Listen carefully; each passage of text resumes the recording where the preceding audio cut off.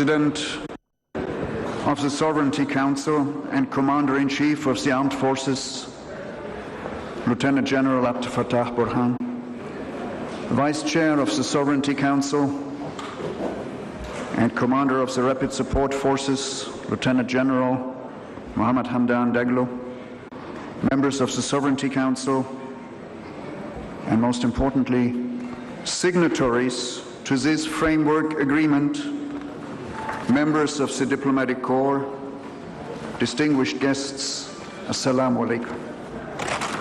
I'm delighted to be here with you today to witness the signing of a political framework agreement between a broad range of political actors and the military institution in Sudan. This ceremony today is indeed a culmination of the sustained efforts of Sudanese stakeholders over the past year to find a solution to the political crisis and restore constitutional order in clear line with the demands for a civilian-led transformation towards elections and democracy. I would like to commend the signatories for the courageous steps in reaching necessary and often difficult compromises.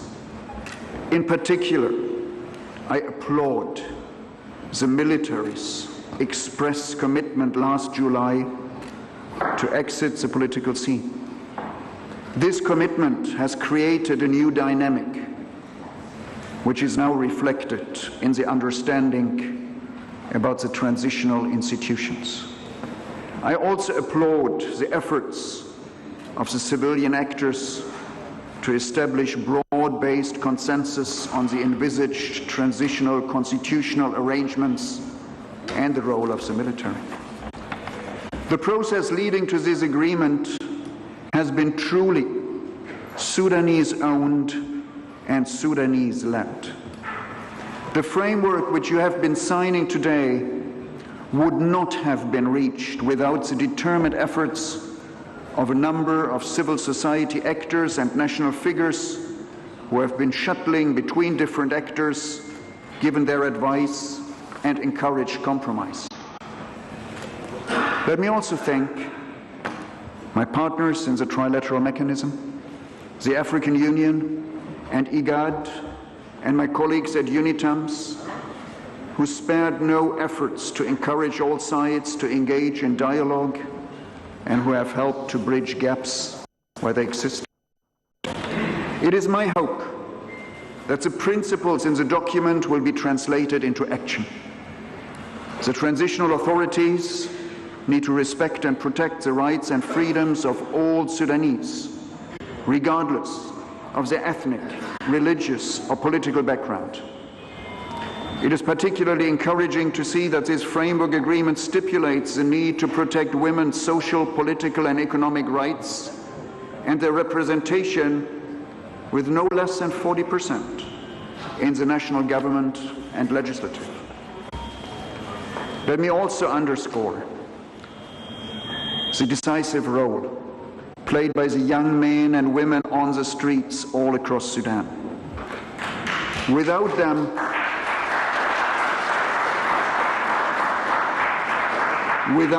we would probably not be here at this moment. It is my hope that these young men and women will consider this agreement as an important restoration of civilian rule, the realization of the December Revolution. I say this in deep recognition of the ultimate price which youth in this country have paid in their fight for freedom, peace, and justice. I affirm that the United Nations stand with them in their demands for justice and accountability and their freedom of expression and peaceful assembly. وسأكمل خطابي بالعربية. من المهم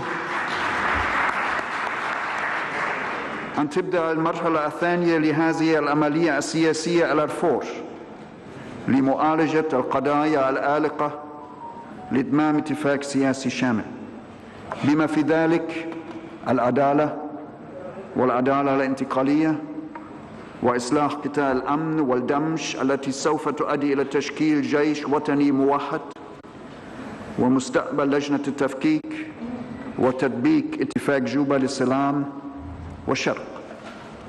وستتطلب هذه المرحلة مشاورات واسعة النطاق مع جميع أصحاب المصلحة الرئيسيين بما في ذلك الشباب والنساء وعائلات الشهداء ومنظمات المجتمع الأهلي والمدني.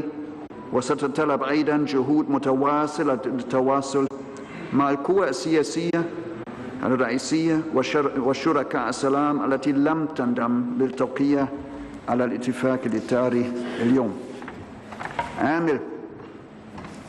آمل أن يمهد هذا الاتفاق الطريق لتشكيل سريع لحكومة مدنية تستطيع أن تعالج الوضع الأمني والإنساني والاقتصادي. إن تشكيل حكومة ذات مصداقية أمر بالغ الأهمية لاستعادة هيبة الدولة وتقديم الخدمات الأساسية في جميع أنحاء البلاد، وكذلك لتهيئة الظروف اللازمة لاستئناف الدعم الدولي بما في ذلك تخفيف وإلغاء الديون. يحتاج السودان لحكومة معترفة عليها أيضا لإجراء حوار سوداني شامل يهدف إلى معالجة القضايا الأساسية التي تواجهها البلاد، منها هوية الدولة أو التقسيم العادل للثروة، وتمهيد الطريق لإتمام عملية السلام مع الحركة الشعبية عبد العزيز الحلو وحركة تحرير السودان عبد الواحد النور. اسمحوا لي بالختام أن أشيد مجددا بجميع أصحاب المصلحة السودانيين الموجودين هنا وبالخطوة الشجاعة التي اتخذتموها لتجاوز الخلافات وإيجاد حل مشترك لصالح هذا البلد. إن هذا الاتفاق الإطاري ليس مثاليا، ولكنه يوفر أساسا جيدا جدا للبدء في استعادة الحكم المدني. أشجع جميع الأطراف الآخرين على الانضمام إلى العملية السياسية والمشاركة البناءة في السعي لتحقيق هذا الهدف.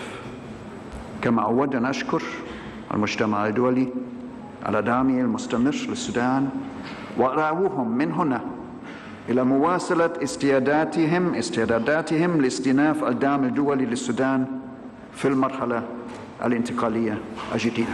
وشكرا.